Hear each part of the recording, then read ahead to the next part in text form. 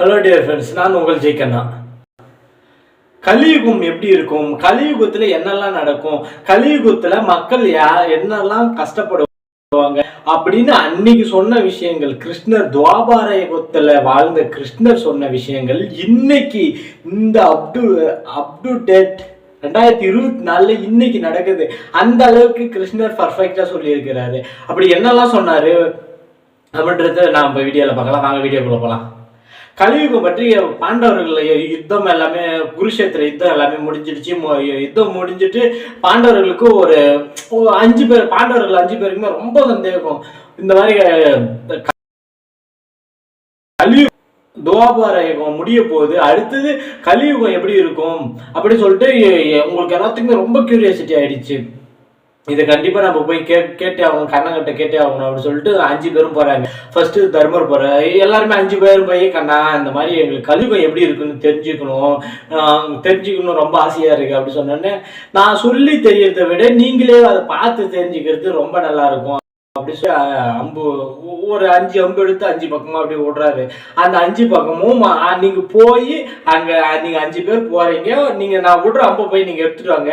இந்த 5 பேருமே நீங்க போய் பாக்குற இடத்துல என்னெல்லாம் இருக்குது, என்னெல்லாம் பாக்குறீங்கன்றத கரெக்டா நோட் பண்ணிட்டு வந்து என்கிட்ட அப்படியே சொல்லணும் அப்படின்னு சொல்றாரு.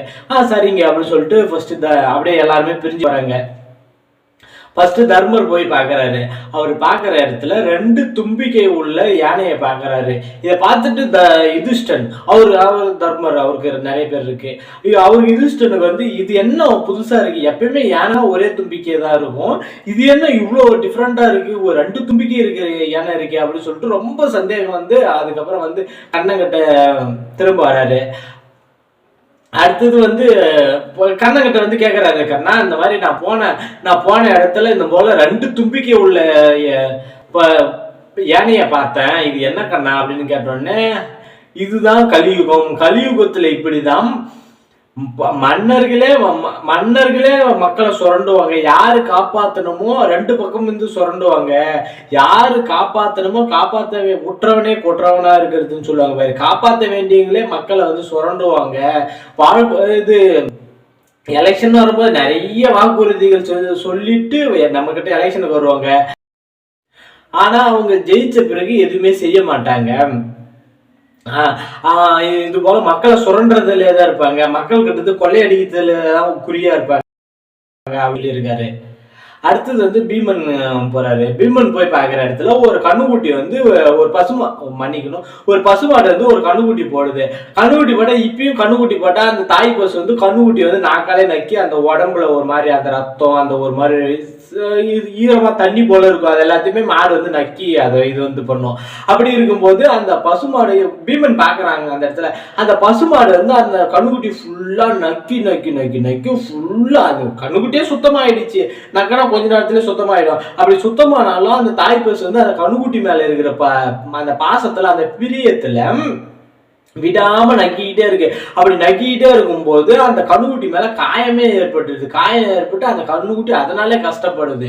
பீமன் வந்து சொல்றாரு, கண்ணா இந்த மாதிரி நான் போய் பாக்குற இடத்துல தாய் பசுவே கண்ணுக்குட்டியை வந்து நக்கி அதோட ரொம்ப நக்கி காயம் ஏற்பட்டு அந்த கண்ணுக்குட்டி மேல இருந்து ரத்தம் வருது, அதுதான் கண்ணா நான் பார்த்தேன், இது ஏன் இப்படி இருக்குது அப்படின்னு கேட்டோன்னே, இதுதான் பீமா கலியுகம், கலியுகத்துல இப்படிதான் தன்னுடைய பசங்களே தப்பு, அப்பா அம்மா வந்து குழந்தைங்க தப்பு பண்றான்னு தெரிஞ்சா கூட அதிகமா கண்டிக்க மாட்டாங்க. அவங்க மேல இருக்கிற பாசத்தால நம்ம பசங்க தானே சொல்லிட்டு முடிஞ்ச அளவுக்கு ஃப்ரீடம் கொடுப்பாங்க. அந்த ஃப்ரீடத்தால நம்ம பசங்களும் அப்படி, அதான் இப்போ நம்மளே இருப்போம், நானே கூட இருப்போம், நம்ம அப்பா அம்மா கொஞ்சம் ஃப்ரீடம் கொடுக்குறாங்கன்னா அந்த ஃப்ரீடத்துல முடிஞ்ச அளவுக்கு தப்பு பண்றது, அது போலதான் சொல்லியிருக்கிறாங்க. இது எல்லாருமே பண்றதுதான்.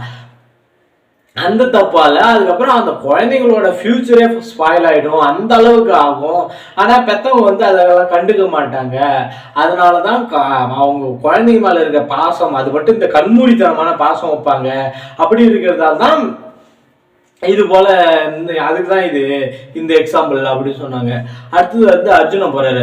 அர்ஜுனன் போய் பாக்குற அந்த அம்பு அர்ஜுனன் போய் பார்த்துட்டு அந்த அம்பு எடுக்கிற இடத்துல ஒரு குயில் வந்து அழகா, அந்த குயில் கூவும் இல்ல, அவ்வளோ அழகா கூவிக்கிட்டு அப்படியே பயங்கரமா அப்படியே இந்த மெல்லிய இசைன்னு சொல்லுவாங்க பாரு, அவ்வளோ அழகா செம மெலடியா இருக்கு. அது கேட்டுக்கிட்டே அப்படியே கிட்ட போய் பார்த்தோன்னே இந்த இவ்வளோ அழகா பாட்டு போல வருது, இந்த குயில் கூவுறதை நம்ம போய் பார்க்க சொல்லிட்டு அர்ஜுனன் கிட்ட போய் பார்க்கறாரு. அப்படி பார்த்த உடனே அந்த குயில் வந்து ஒரு வெள்ளை கலர் முயலை அடி கொத்தி கொத்தி கொத்தி கொத்தி கொத்தி ஃபுல்லா சாப்பிடுது. உயிரோட இருக்கிற முயலை கொத்தி கொத்தி கொத்தி கொத்தி சாப்பிடுது. அப்படி இது சாப்பிடும்போது அந்த முயல் வந்து அப்படியே ரொம்ப வலி இல்லை, அந்த அளவு எதுவுமே பண்ண முடியாத அளவுக்கு அவ்வளோ ரொம்ப அந்த என்ன சொல்லுவாங்க, ரொம்ப துடிச்சு போகுது. அப்படி துடிச்சு போகும்போது இதை பார்த்த உடனே அர்ஜுனுக்கு ஒண்ணுமே புரியல. இவ்வளோ அழகான குயில், இந்த மாதிரி ஒரு இவ்வளோ மென்மையான குரலுடைய குயில் இந்த மாதிரி ஒரு மயிலை பிடிச்சி இப்படி சாப்பிடுது, இவ்வளோ கொடூரமான குணம் இருக்குது இந்த குயில் கிட்ட அப்படின்னு சொல்லிட்டு கண்ணன் கிட்ட போறாரு. நாக்கண்ணா அங்க போன உடனே இவ்வளோ அழகான குயில், இவ்வளோ அழகா பாடுது, இவ்வளோ அழகா இருக்குது. அப்படி இருந்தாலும் ஆனா இது வந்து ஒரு முயலை வந்து உயிரோட கொன்னு சாப்பிடுது, அந்த முயலுக்கு இவ்வளவு வலி இருக்கும், அந்த முயலை அவ்வளவு சித்திரவாதை பண்ணுது அப்படின்னு சொல்லிட்டு கண்ணன் கிட்ட சொல்றாரு. அப்ப கண்ணன் சொல்றாரு, அதாவது கலியுகத்துல இருந்து இப்படிதான் அர்ஜுனா இருப்பாங்க. எப்படின்னா மத போதகர்கள், மத மாற்றம் செய்யறோம்னு சொல்லுவாங்கல்ல, மத போதகர்கள் இந்த போல நிறைய பேர் இருப்பாங்க. எல்லாருமே அவங்களோட குறிக்கோள் என்னன்னா அவங்க வந்து சொத்து சேர்த்துக்கணும், அவங்களுக்கானது எல்லாத்தையுமே ரெடி பண்ணி வச்சுக்கணும். அதாவது அது போல எல்லாமே நமக்குன்னு சேர்த்துக்கணும். ஆனா பேசுறது மட்டும் இனிக்க பேசிட்டு போற போக்குல இந்த வாழைப்பழத்துல ஊசி ஏத்துற கதை நல்லா நைஸா பேசுவாங்க. அடுத்தது ஆனா அப்படி கொஞ்சம் புரிஞ்சுக்குங்களேன். அது போல்தான் டீச்சர்ஸ் அவங்க வந்து சொல்றாங்க, டீச்சர்ஸ் அந்த மாதிரி இருக்கிறவங்க, டீச்சர் நம்ம டீச்சர்ஸ் சாருங்க அது போல இருக்கிறவங்க வந்து இது நல்லா பாடம் கற்றுக் கொடுப்பாங்க, எல்லாமே பண்ணுவாங்க. ஆனால் அதில் ஃபுல்லாகவே அவங்களோட சுயநலம், அவங்க மக்களை வந்து சுரண்டுறதுலேயே தான் இருப்பாங்க. மக்கள்கிட்ட இருந்து எப்படியெல்லாம் அவங்க வந்து இவ்வளோலாம் சம்பாதிக்க முடியுமோ அதுதான் அவங்க வந்து கேப்சர் பண்ணுவாங்க. அதுதான் அவங்களோட மெயின் டார்கெட்டாக இருக்கும். அவங்க வந்து இந்த குயில் போல் அவங்க கூவ வேண்டியது, அதாவது சொல்லிக் கொடுக்க வேண்டியது தான் அவங்களோட மெயின் கடமையாக இருக்கணும். ஆனால் அவங்க வந்து அதை எதிர்பார்க்க மாட்டாங்க. எப்படி பணத்தை பறிக்கலாம், எப்படி நல்லா பண்ணலாம் அப்படின்றது அவங்களோட டார்கெட்டாக இருக்கும் அப்படின்னு சொல்லிட்டு கண்ணன் சொல்றாரு. அடுத்தது வந்து நகுலன் போறாரு. நகுலன் போயிட்டு ஒரு நகுலன் கிட்ட நகுலன் போன அந்த அம்பு வந்து ஒரு மலை மேல போய் சொல்லிட்டு இருக்கு. அந்த அம்பு எடுக்க போலான்னு போகும்போது ஒரு பெரிய பாறாங்கல் அடிச்சு நோத்திட்டு போட்டு மேல இருந்து கீழே வருது. அதை பார்த்தோன்னே நகுலனுக்கு ஒண்ணுமே புரியலப்பா, அந்த அளவுக்கு வருதுன்னு சொல்லிட்டு அப்படியே நின்றுகிட்டே இருக்கிறாரு. அங்க இருந்து அவ்வளோ ஸ்பீடா வந்த அந்த கல்லு ஒரு சின்ன செடியில அப்படியே தடுத்து அப்படியே நிக்குது. இதை பார்த்த நகுலனுக்கு ஒண்ணுமே புரியலப்பா, என்னடா அது இந்த அளவுக்கு அடிச்சுக்கிட்டு வந்த இது இவ்வளோ ஒரு சாதாரண செடியில வந்து இப்படி நின்றுக்குச்சு, என்ன விஷயம் அப்படின்னு சொல்லிட்டு நேராக கண்ணங்கிட்டாரு. நக்கண்ணா இது போல நான் போன இடத்துல அவ்வளோ பெரிய கல்லு எல்லாத்தையுமே அடி தோடு பொடி ஆக்கிட்டு மேலே உருண்டு வந்தது, நிறைய கல்லு தடுத்து அதெல்லாம் அடிச்சு ஓர்ந்தள்ளிட்டு வந்தது. இது வந்து ஒரு சின்ன செடியில வந்து நின்றுச்சு, இது என்ன கண்ணா அப்படின்னு கேட்டோடனே இதுதான் இது கலியுகத்துல மனிதர்கள் இப்படிதான் இருப்பாங்க. அவங்களுக்குன்னு ஒரு கட்டுப்பாடு இருக்காது, அவங்களுக்குன்னு ஒழுக்கம் இருக்காது. அவங்களுக்கு இப்படி சொல்றதுன்னா நான் தன்னுடைய கல்யாணம், தன்னோட எவ்வளோ பெரிய செல்வந்தர்களா இருந்தாலும் தனக்கான அந்த அவங்களுக்கானது எவ்வளோ செல்வமா இருந்தாலும் தனக்குன்னு தான் சேமிப்பாங்களே தவிர பக்கத்துல ஒரு ஏழை இருக்கிற அவனுக்கு கொஞ்சம் கொடுக்கும் அந்த மாதிரி மைண்ட் செட்டு கொஞ்சம் கூட இருக்காது. அதை போல அதிகம் நான்வெஜ் சாப்பிடுறது அது எல்லாமே அந்த விலங்குல இருந்தா நம்ம வந்தோம், அதே நம்ம மதிக்காம அந்த விலங்கி அடிச்சு சாவடிச்சு அதே நாம சாப்பிட்ற அளவுக்கு இருப்போம். அப்படின்றதால தான் அவங்க கொஞ்சம் கூட எதையுமே கண்டுக்காம அவங்க மாட்டும் அவங்க உண்டு, அவங்க லைஃப் உண்டு, தனக்கு அப்படின்ற போல்தான் அவங்க வந்து இருப்பாங்க.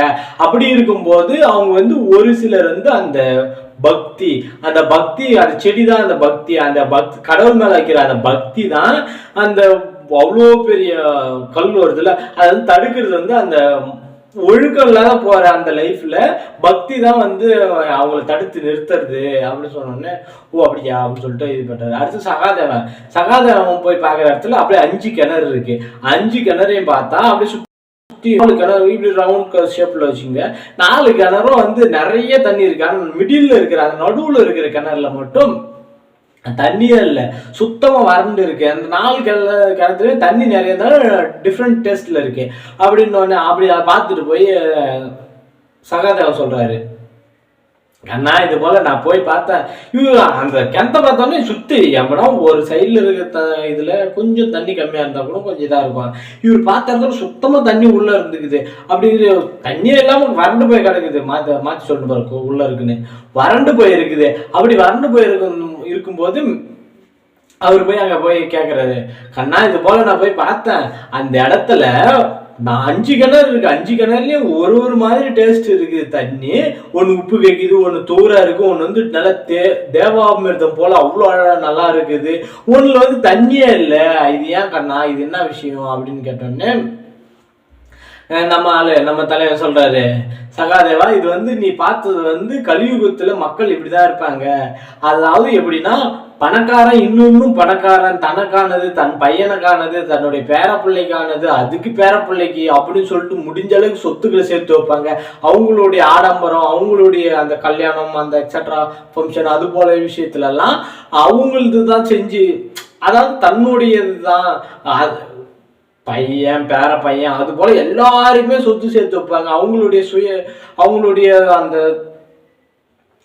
அவங்களுக்குன்னு என்ன சொல்றது, அந்த நான்வெஜ் சாப்பிட்றது, அவங்களுடைய கல்யாணம், அவங்களுடைய தனிப்பட்ட சந்தோஷம், அது போல மட்டுமே நிறைய செலவு பண்ணுவாங்க, எக்கச்சக்கமான செலவு பண்ணுவாங்க. ஆனா பக்கத்துல வந்து கஷ்டப்படுவாங்க. அந்த பக்கத்துல கஷ்டப்படுறவங்க வந்து இந்த அள்ளி கொடுக்கறதுக்கு இல்ல கிள்ளி கொடுக்கறது சொல்லுவாங்கல்ல, அது போல கூட பண்ண மாட்டாங்க. அந்த அளவுக்கு இது பண்ணுவாங்க.